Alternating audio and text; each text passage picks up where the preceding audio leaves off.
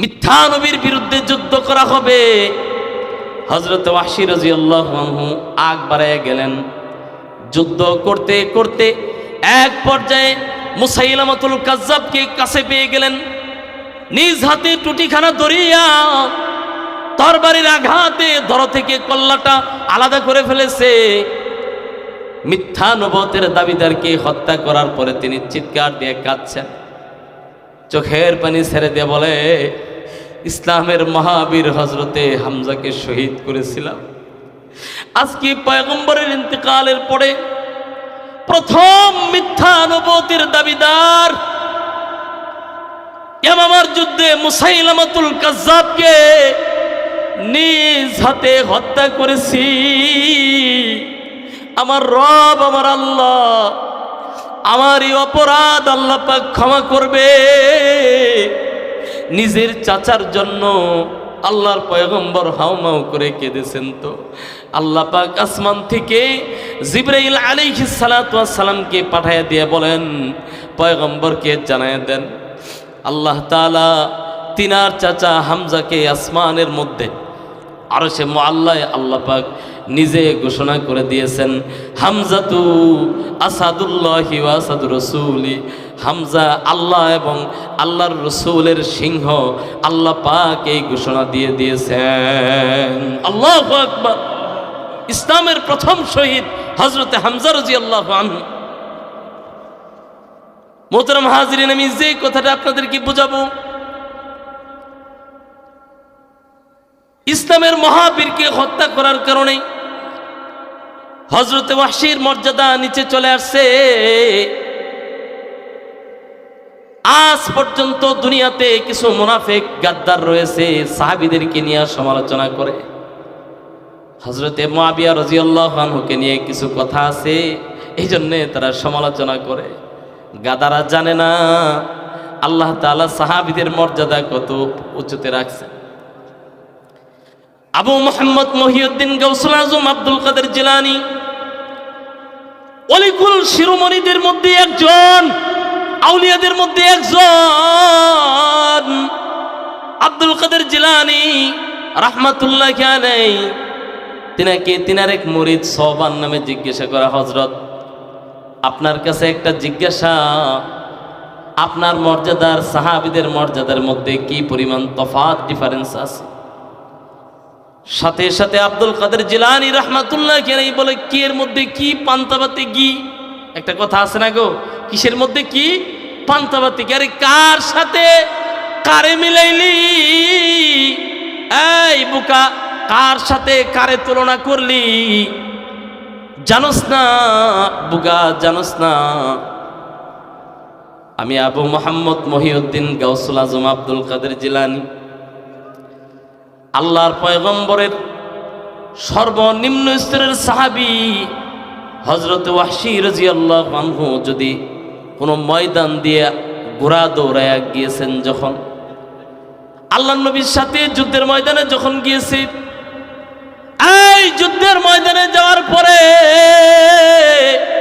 পয়গম্বরের সাথে যুদ্ধরত অবস্থায় নবী আলাইহিস সালাতু ওয়াস সালামের সাথে যুদ্ধের ময়দানে কাফেরদের সাথে আক্রমণাত্মক অবস্থায় হযরতে ওয়াহশীর ঘোড়া যখন তিনি ছুটাইতেছিলেন, এই ঘোড়ার নাক দিয়া যেই সমস্ত ধোঁয়া, যেই সমস্ত ধুলাবালি ভিতরে গেছে আর বের হয়েছে, ওই সমস্ত ধুলাবালি থেকে এক কণা ধুলা, অথবা যখন ময়দান দিয়ে ঘোড়া দৌড়ে গিয়েছেন, হযরতে ওয়াহশী রাদিয়াল্লাহু আনহুর পায়ের নিচের ধুলা থেকে এক কোনা ধুলাকে এক পাল্লায় রাখলে, আর লক্ষ লক্ষ গাউসুল আজম আব্দুল কাদের জিলানীকে এক পাল্লায় রাখলে, হযরতে ওয়াহশীর ঘোড়ার পায়ের ধুলিকণা সমপরিমাণ হবে না।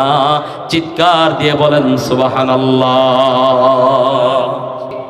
রূহে হুসনে মুস্তাফা,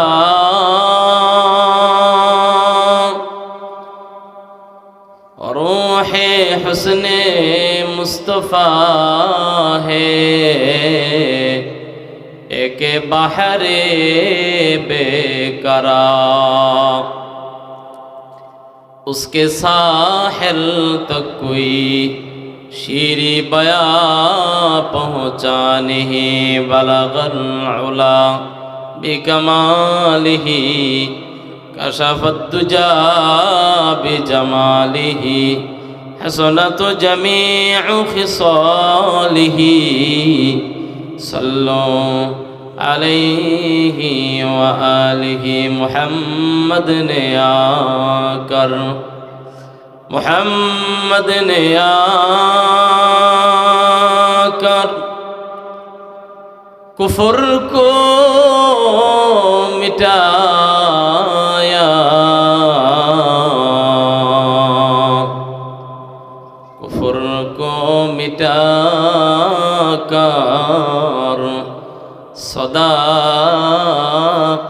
बताया बलगल उला बिकमालिही कशफत दुजा बिजमालिही हसनत जमीउ खिसालिही सल्लु अलैहि व आलिहि। আলহামদুলিল্লাহ।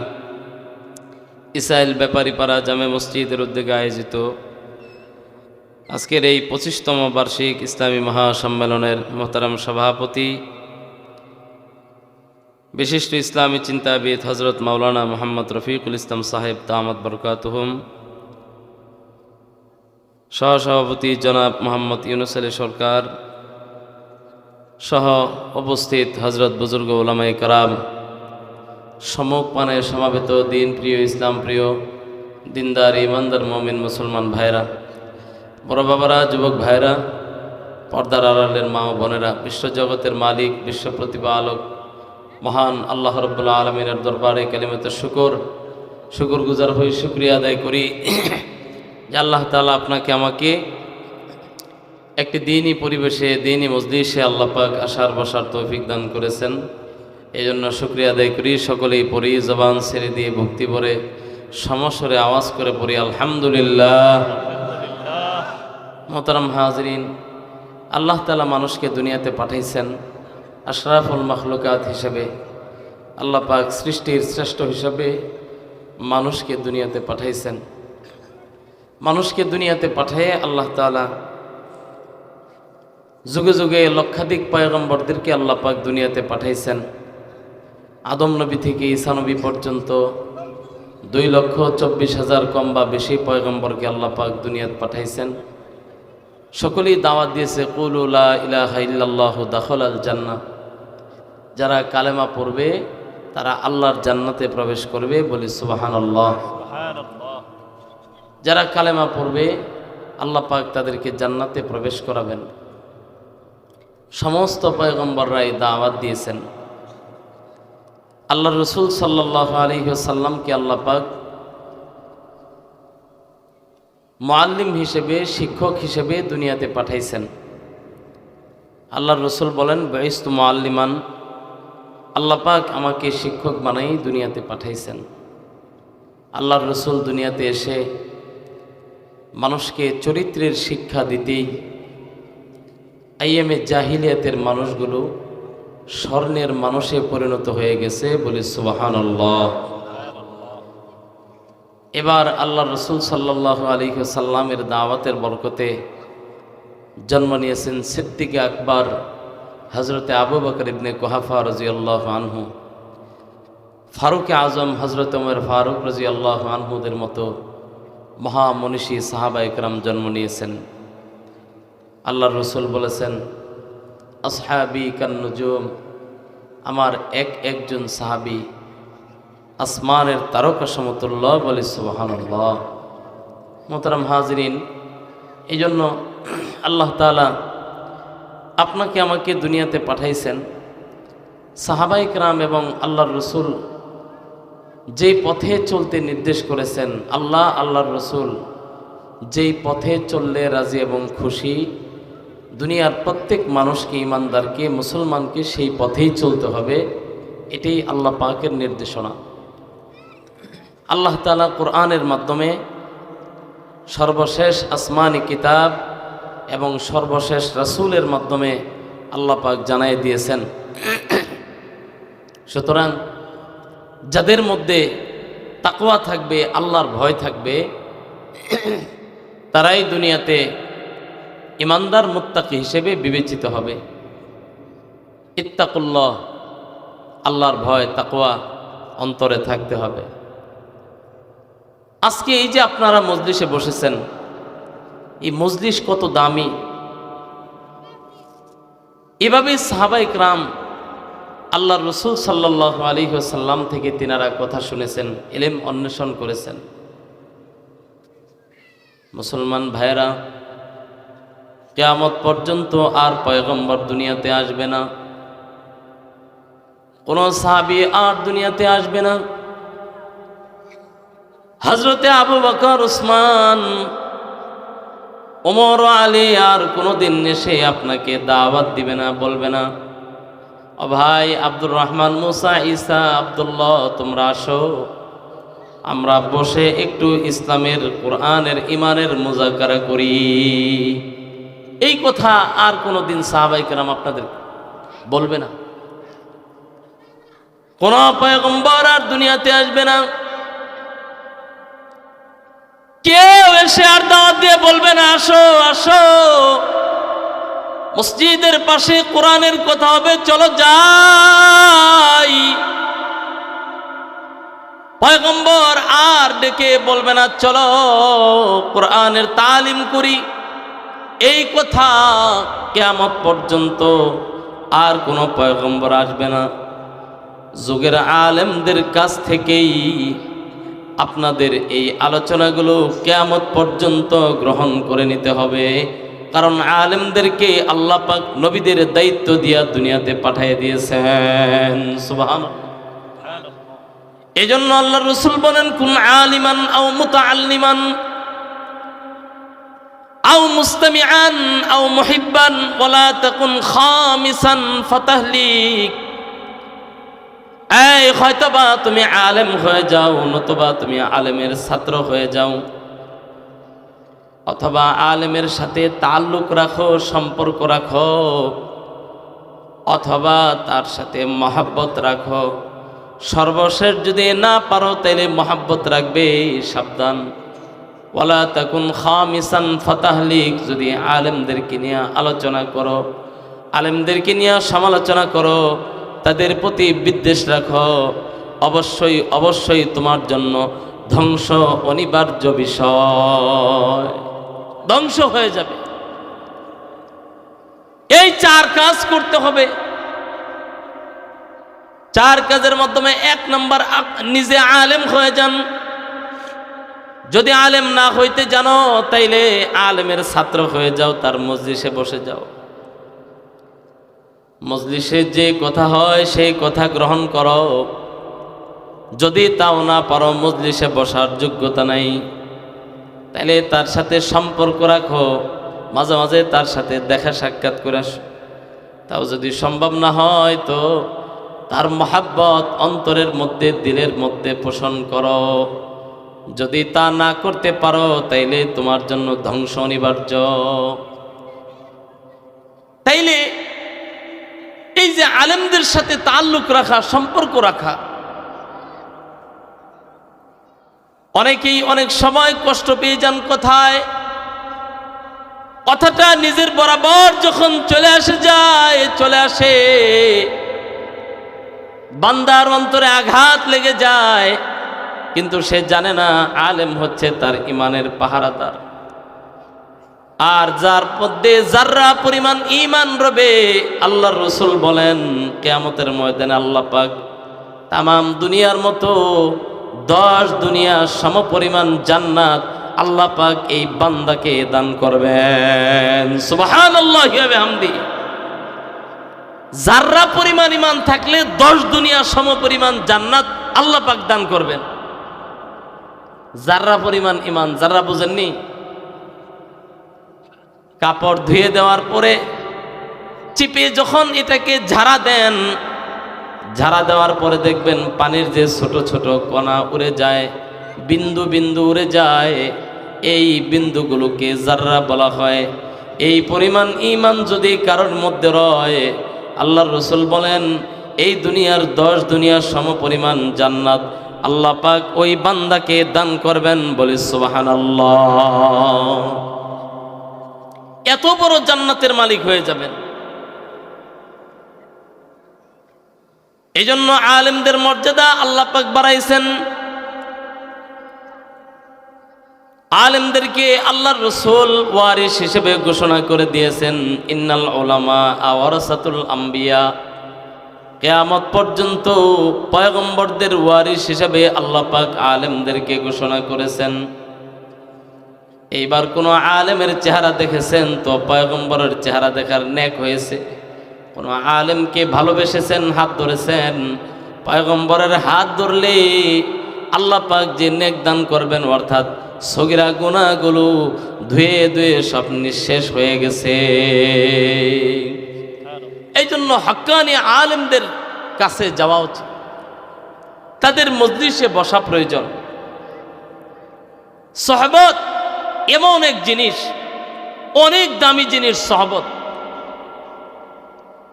যিনারা সহবতে নবী সাহাবায়ে কেরাম রিজওয়ানুল্লাহি আলাইহিম আজমাইন, তিনারা সহবতে নবী, নবীজির সহবত পেয়েছেন। নবীজির সহবত পাওয়ার কারণে আল্লাহ পাকের কাছে কত ইজ্জত, কত দাম তাদের বেড়ে গিয়েছে। বলে আল্লাহর রাসূল বলেন, আদনা থেকে আদনা সাহাবী, আল্লাহর রাসূল বলেন যে ঈমান অবস্থায় একবার এক পলক যে সাহাবী আল্লাহর রাসূলকে দেখেছে, ঈমান অবস্থায় নবীজির সান্নিধ্যে অল্প সময় অবস্থান করেছে, দুনিয়ার মানুষ যদি একেবারে আদনা সাহাবীর অনুসরণ করে, তামাম দুনিয়ার মানুষ বিনা হিসাব আল্লাহর জান্নাতি হয়ে যাবে। আল্লাহু আকবার। বিনা হিসাব আল্লাহর জান্নাতে যাবে। সহবত এত এক দামি জিনিস। তাল্লুক সম্পর্ক রাখার কারণে একেবারে দুর্বল নিম্ন স্তরের সাহাবী, আরে উঁচু তবকায় যেতে হবে না, অত উঁচুতে যেতে হবে না। নিম্ন স্তরের সাহাবীদের মধ্যে হযরতে ওয়াহশী রাদিয়াল্লাহু আনহুর নাম আছে। হযরতে ওয়াহশী রাদিয়াল্লাহু আনহু উহুদের ময়দানে হযরতে হামজা রাদিয়াল্লাহু আনহুকে শহীদ করেছিলেন। হযরত ওয়াহশী তখন কাফের ছিলেন। হযরত ওয়াহশী গোলামি থেকে বাঁচার জন্য আল্লাহর রাসূলের চাচা হযরতে হামজা রাদিয়াল্লাহু আনহুকে হত্যা করেছেন। আল্লাহর রাসূল হযরতে হামজার চেহারা দেখে যখন যুদ্ধের পরে শহীদের লাশ মোবারকগুলো একত্রিত করা হলো, শহীদের লাশের মধ্যে তাকে দেখে আপন চাচা হযরতে হামজার লাশটাও দেখা যায়। হযরতে হামজার লাশ স্বাভাবিক আকৃতিতে নাই, একেবারে বিকৃত করে ফেলা হয়েছে। হত্যা করার পরে হযরতে হামজার নাক কান কেটে ফেলা হয়েছে, অঙ্গগুলো হাতগুলো আলাদা করে ফেলা হয়েছে, অঙ্গগুলো কেটে কেটে আলাদা করা হয়েছে। কুরাইশের মহিলারা নাক কানগুলো কেটে ফেলেছে। হযরত ওয়াহশী হত্যা করার পরে বুক চিরে কলিজা বের করে চিবিয়েছে নিজে মুখে। হযরত ওয়াহশী যখন ইসলাম গ্রহণ করলেন, আল্লাহর পয়গম্বর বলে, ওয়াহশী রে, তুমি বলো আমার চাচা হামজাকে তুমি কেমনে শহীদ করেছিলে? হযরত ওয়াহশী বর্ণনা করতে লাগলেন। আল্লাহর পয়গম্বর বলে, ওয়াহশী রে, আমার চাচাকে সামনে থেকে আঘাত করে এমন কোন বীর জন্ম হয় নাই, সামনে থেকে পারলি না, পাহাড়ের তলদেশে পাথরের পিছন থেকে মুনাফিকের মতো পিছন থেকে বল্লম দ্বারা আঘাত করলি। যখন বললাম তারা আঘাত করেছে, পিছন দিক দিয়ে ঢুকে নাভির নিচ দিয়ে বের হয়ে গেছে, তো হযরতে হামজা মাটিতে লুটায়ে পড়েছে। এরপরে পাশবিক নির্যাতনে অবয়ব অঙ্গগুলো কেটে ফেলেছে, তো আল্লাহর রাসূল হাউমাউ করে কান্না আরম্ভ করেছে। এমন অভাবের সময় আল্লাহর রাসূল সাল্লাল্লাহু আলাইহি সাল্লাম বলেন, দুটি মাত্র কাফনের কাপড় আছে, একটা বড় কাপড়, একটা ছোট কাপড়। দুই কাপড়ে দুইজন শহীদের লাশ আছে, লটারি করা হলো। দুর্ভাগ্য, ছোট কাপড়টা আমার চাচা হামজার ভাগ্যে পড়ে গেল। আমার চাচার চেহারাটা যদি ঢেকে যেত, পা বের হয়ে যায়। দাফন করতে যাব, পা ঢেকে দিলে চেহারা বের হয়ে যায়। হাউমাউ করে পয়গম্বর কান্দে, আরে আমার মন চায় আমার চাচার লাশটা আমি এই খোলা ময়দানে ফেলে রেখে যাই, আর হিংস্র প্রাণীগুলো রাতের বেলায় এসে আমার চাচার অঙ্গগুলোকে নিজের মতো করে ছিঁড়ে ছিঁড়ে খেয়ে ফেলো। কিয়ামতের ময়দানে আল্লাহ পাক যখন ডাক দিবে, ডাক দেওয়ার সাথে সাথে আমার চাচা হামজার দেহের অঙ্গগুলো বিভিন্ন জায়গা থেকে দৌড়ে এসে যখন একত্রিত হবে, আর আমার রব আমার আল্লাহ এটা তাকে তাকে দেখবেন আর খুশি হবেন। আমার চাচা ইসলামের জন্য প্রথম শাহাদাত বরণ করে শহীদ হয়েছেন, কিন্তু শরীয়তের বিধানের কারণে দাফন করা হলো। হাঁটুর দিকে ইসখির নামক সুগন্ধিযুক্ত ঘাস দ্বারা হযরতে হামজাকে দাফন করে দেওয়া হলো। আল্লাহর পয়গম্বর বলেন, যখন ওয়াহশী কালেমা পড়ে মুসলমান হয়ে গিয়েছে, তো আল্লাহর রাসূল বলেন, ওয়াহশী রে, আমার চোখের সামনে তুমি আইসো না, তোমার চেহারাটা আমার চোখের সামনে দেখায়ও না, কারণ দেখলে পরে আমার চাচার কথা মনে হয়ে যায়। ওয়াহশী রে, আমার চাচার কথা মনে পড়ে গেলে অন্তরে আঘাত লেগে যাবে। পয়গম্বরের মনে যদি আঘাত লেগে যায়, নবীজির মনে যদি আঘাত লেগে যায়, তাইলে আমলনামা নষ্ট হয়ে যাবে, আর আমলনামা নষ্ট হয়ে গেলে বেঈমান হয়ে যাবে, জাহান্নামী হয়ে যাবে। তাহলে সাবধান, চেহারা খুলে কখনো আইসো না, চেহারা মোবারক ঢাইকা, চেহারা ডেকে তারপরে তুমি আমার সামনে আসবে। হযরতে ওয়াহশী চেহারাটা ঢেকে ঢেকে নবীজির সামনে যাইতেন। শেষ পর্যন্ত পয়গম্বর নবী আলাইহিস সালাতু ওয়াস সালাম এই আচরণই তিনার সঙ্গে করেছেন। ইসলামের মহাবীর হামজাকে শহীদ করার কারণে হযরত ওয়াহশী রাদিয়াল্লাহু আনহুর মর্যাদা একেবারে নিম্ন স্তরে চলে এসেছে। সাহাবীদের মর্যাদা আল্লাহর রাসূল বলেন, আসহাবী কান নুজুম, আমার এক একজন সাহাবী আকাশের তারকা সমতুল্য। জোরে বলেন সুবহানাল্লাহ। এখন যে মর্যাদা ছোট হয়ে আসলো, মর্যাদা নিচে চলে আসছে। সব সাহাবীদের মধ্যে নিম্ন স্তরের সাহাবী হযরতে ওয়াহশী রাদিয়াল্লাহু আনহু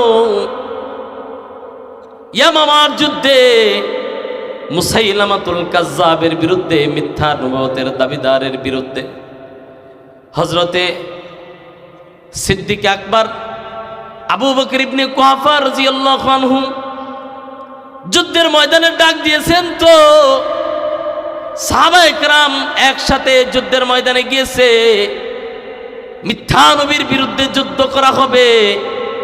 হযরত ওয়াহশী রাদিয়াল্লাহু আনহু আগ বাড়ায় গেলেন। যুদ্ধ করতে করতে এক পর্যায়ে মুসাইলামাতুল কাজ্জাবকে কাছে পেয়ে গেলেন। নিজ হাতে টুটিখানা ধরিয়া তরবারির আঘাতে ধর থেকে কল্লাটা আলাদা করে ফেলেছে। মিথ্যা নবুয়তের দাবিদারকে হত্যা করার পরে তিনি চিৎকার দিয়ে কাঁদছেন, চোখের পানি ছেড়ে দিয়ে বলে, ইসলামের মহাবীর হযরতে হামজাকে শহীদ করেছিলাম। আজকে পয়গম্বরের ইন্তেকালের পরে প্রথম মিথ্যা নবুয়তের দাবিদার ইয়ামামার যুদ্ধে মুসাইলামাতুল কাজ্জাবকে নিজ হাতে হত্যা করেছি।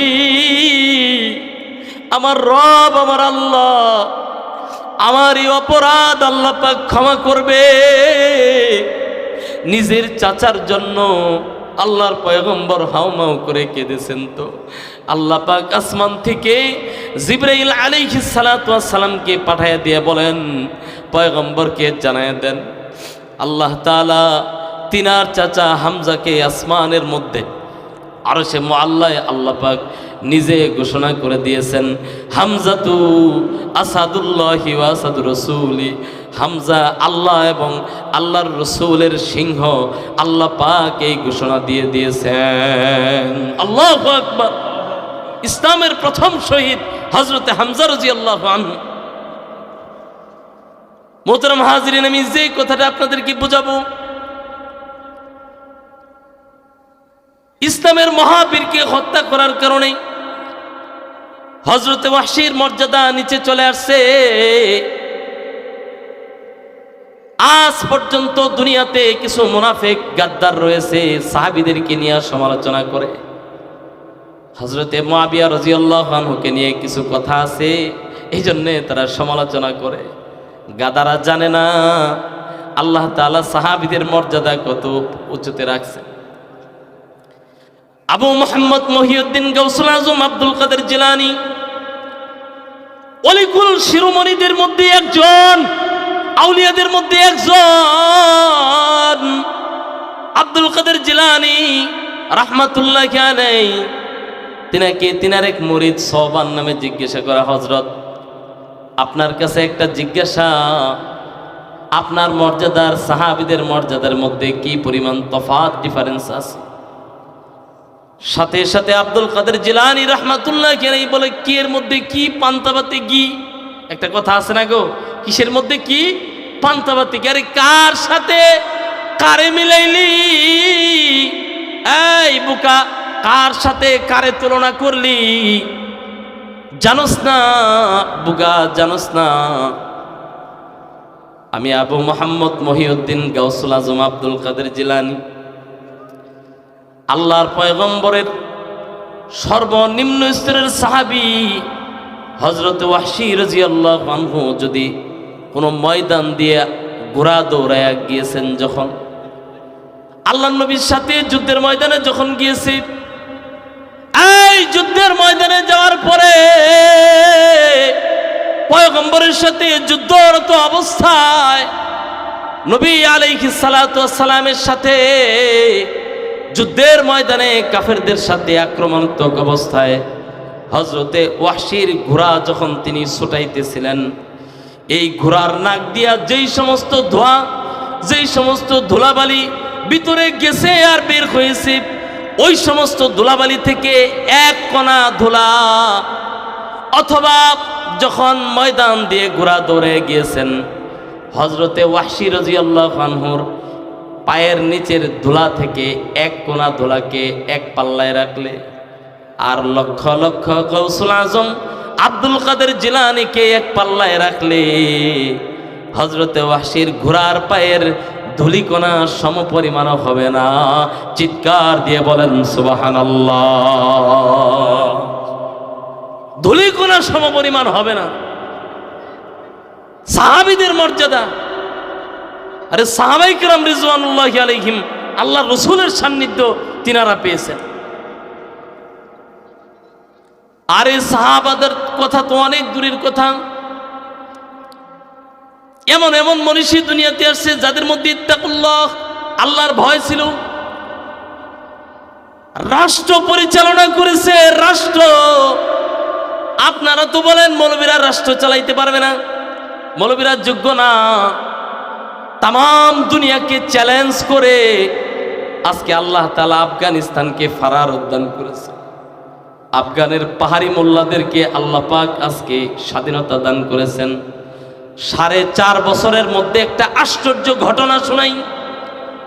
4.5 বছরের মধ্যে যেই রাষ্ট্রের মধ্যে প্রত্যেক জনগণের কাছে ভারী ভারী অস্ত্র, সাধারণ কোনো অস্ত্র না, আমাদের দেশের সাধারণ পিস্তল না, সাধারণ রাইফেল না মুরব্বী, একে 47-এর মতো ভারী ভারী অস্ত্র, যেই অস্ত্রের মাধ্যমে তারা সোভিয়েতের সাথে যুদ্ধ করেছে, যারা রাশিয়ার সাথে যুদ্ধ করেছে, যারা নেটো বাহিনী যুক্তরাষ্ট্রের আমেরিকাদের সাথে যুদ্ধ করেছে, ভারী ভারী অস্ত্র রয়েছে মিলিয়ন মিলিয়ন, তাও 1-2টা না, জনগণের কাছে লক্ষ লক্ষ অস্ত্র রয়েছে। কিন্তু আল্লাহর আইন, কোরআনের আইন বাস্তবায়নের পরে 4.5 বছরের মধ্যে যে রাষ্ট্রের মধ্যে একটা চুরি ডাকাতিও হয় নাই, বলেন সুবহানাল্লাহ। একটা খুন হয় নাই, একটা চুরি হয় নাই, একটা দর্শন। কয়দিন আগে ভারতে আসছিল জয়শঙ্কর, ভারতের পররাষ্ট্রমন্ত্রী, হাত ধরে বলে হযরত জীবন ধন্য হয়ে গেছে। আফগানিস্তানের পররাষ্ট্রমন্ত্রী, নাম শুনবেননি, নাম হলো মোল্লা মোহাম্মদ আমির খান মুত্তাকি। তার মানে শুরুতেও মোল্লা, শেষেও মোল্লা, মাঝখানে মুত্তাকি। এটা আপনার আমার মতো সাধারণ মোল্লা না, মৌলবি না, এটা পরহেজগার মোল্লা, পরহেজগার মুত্তাকি। বলেন আল্লাহু আকবার। মোল্লা আমির খান মুত্তাকি আফগানিস্তানের পররাষ্ট্রমন্ত্রী। যাদের একটু দোয়া নেওয়ার আশায় আপনারা বছর বছর অপেক্ষা করেন ভারতের, সেই ভারত বলে আমাদের জীবন ধন্য হয়ে গেছে, আপনি আমাদের দেশে আসছেন। 30 জনের মতো মন্ত্রী পরিষদের মধ্যে 28 জন হলো দেওবন্দের আলেম। আপনারা জানেন ইদানিং আলেমদের, আমাদের দেশের মুরব্বীদের আলেমদের সফর হয়েছে আফগানিস্তান। এত সুন্দর রাষ্ট্র ব্যবস্থা হয়েছে, তামাম দুনিয়াকে টেক্কা দিয়ে দিয়েছে। আল্লাহর কোরআন যখন সামনে দাঁড়ায় গেছে, তখন উকিল ছাড়াই সে দেশের প্রধান বিচারপতি তিনি বলছেন, আব্দুল হাকিম হক্কানি হাফিজাহুল্লাহ বলেছেন যে উকিল ছাড়াই আমাদের দেশের প্রায় 50% মামলা বাদী বিবাদের মাধ্যমে মীমাংসা হয়ে যায়। বললাম, এই রাজ আপনারা কিভাবে কায়েম করলেন? তিনি বললেন, 1 নম্বর হলো আমরা যেখানেই ইফতা সেখানেই কাজা। আলেমরা রয়েছেন, এই জন্য আমরা বলি যেখানে কওমি মাদ্রাসা আছে, মুফতি সাহেব আছে, সেখানে আপনারা কাজা খোলেন, কাজী নির্মাণ করেন, প্রধান বিচারপতি নিয়োগ হবে। বলে 2 বছর ইফতা পড়ার পরে আমরা কাজা পড়ায় দেই, বিচার বিভাগ শেষ করার পরে তিনাকে বিচারপতি নিয়োগ দিয়ে দেই। সমস্ত বিচারপতি, ওই দেশের সমস্ত বিচারপতি হলো মুফতি সাহেব, শাইখুল হাদিস। জুড়ে বলেন আলহামদুলিল্লাহ। মাইলকে মাইল চলবেন, কেউ দাঁড়ায় বলার নাই যে তোমার কাছে কি আছে দিয়া যাও, কল্পনাই করা যায় না। চুরি করবেন, কল্পনাই করা যায় না। ডাকাতি, রাহাজানি, ধর্ষণ কল্পনাই করা যায় না। যে দেশের মানুষের কাছে, সাধারণ দোকানদারদের কাছে দোকানদারি করতেছে, পিছনে ভারী অস্ত্র, মিলিয়ন মিলিয়ন অস্ত্র, একটা মারামারি নাই, কাটাকাটি নাই, রাহাজানি নাই, খুন নাই, হত্যা নাই, ধর্ষণ নাই। কেমনে সম্ভব? কেমনে সম্ভব? কোরআনের আইনের মাধ্যমে সম্ভব। কোরআন যখন মানদণ্ডে দাঁড়ায় গেছে, কোরআন যখন দাঁড়ায় গেছে, তখন আর জুলুম নাই। কোরআন যখন দাঁড়ায় গেছে, তখন আর চুরি নাই। কোরআন যখন দাঁড়ায় গেছে, তখন এমপি মন্ত্রী পয়সা চুরি করবে এই কোনো ব্যবস্থার নাই। ইনশাল্লাহ আমাদের বাংলাদেশে আগামীতে আল্লাহ যদি তৌফিক দেয়, কোরআনের রাষ্ট্র কায়েম হবে। সমস্ত তন্ত্র মন্ত্রকে বাদ দিয়ে এদেশের মুসলমান কোরআন কি বেছে নিবে? কথা বলেন ঠিক কিনা? আমরা এদেশে ইসলামী শাসন ব্যবস্থা চাই। আল্লাহ পাক এইবার আমাদেরকে একটা সুযোগ দিয়েছেন। আমরা 8 দল একসাথে হয়েছি, আপনারা জানেননি? এই কথা বলেন, জানেন আপনারা? আমরা জামাত ইসলামী থেকে শুরু করে হেফাজত, খেলাফত সহ 8 দল একত্রিত হয়েছে। আমরা একটা ব্যালট দিব ইনশাল্লাহ, একটা প্রার্থী দিব। আপনাদেরকে জানাই দিয়ে গেলাম, 2 জন থাকবে না, 1 জন। আপনারা, আমরা যাকে নির্বাচিত করতে বলবো, আপনার আল্লাহর হস্তে এইবার ইনশাল্লাহ ইমানের পক্ষে ভোটটা দিবেন। 1 জন করে প্রার্থী দিব সারা বাংলাদেশে। আল্লাহ পাক যদি তৌফিক দেয়, আপনাদেরকে একটা স্বাদ খাওয়াবো, দেখবেন আপনারা রাষ্ট্র কেমনে পরিচালিত হয়। একটা ঘটনা আপনাদেরকে এই মর্মে শোনাই।